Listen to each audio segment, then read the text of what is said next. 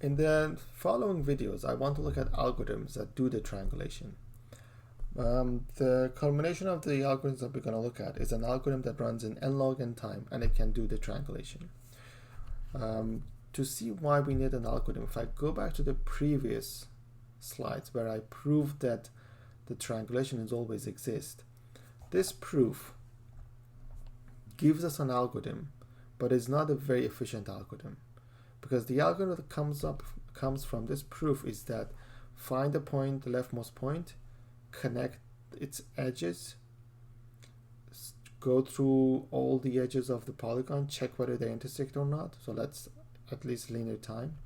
If there's an intersection, spend linear time to find another one and make this connection.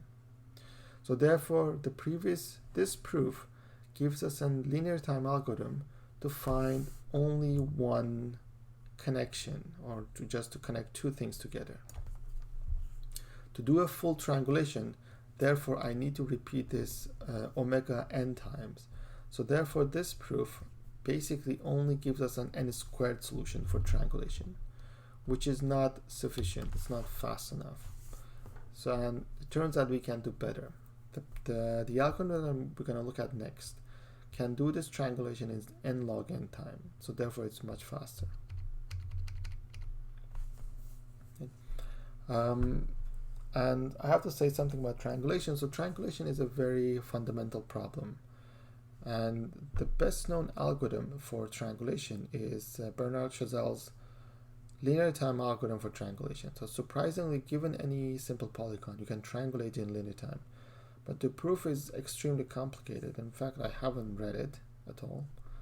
And it is mentioned to be hopeless to implement, and I think nobody has ever implemented that algorithm. It was one of these examples that I mentioned during the algorithm engineering section of the course, where in theory there is a very efficient and fast solution, but in practice the solution is so complicated it's probably not worth implementing it, because probably it is because of its complication, the effort and the time it takes to implement it doesn't pay off for the saving that you do in the running time.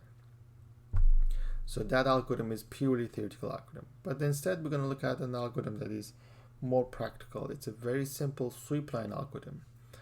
But for your information, the triangulation can actually be done in linear time. In the next video, we're going to show that for a specific type of polygons, you can actually obtain linear time algorithm through relatively simple algorithms, and that's going to be the basis for the n log n algorithm for triangulating a general polygon.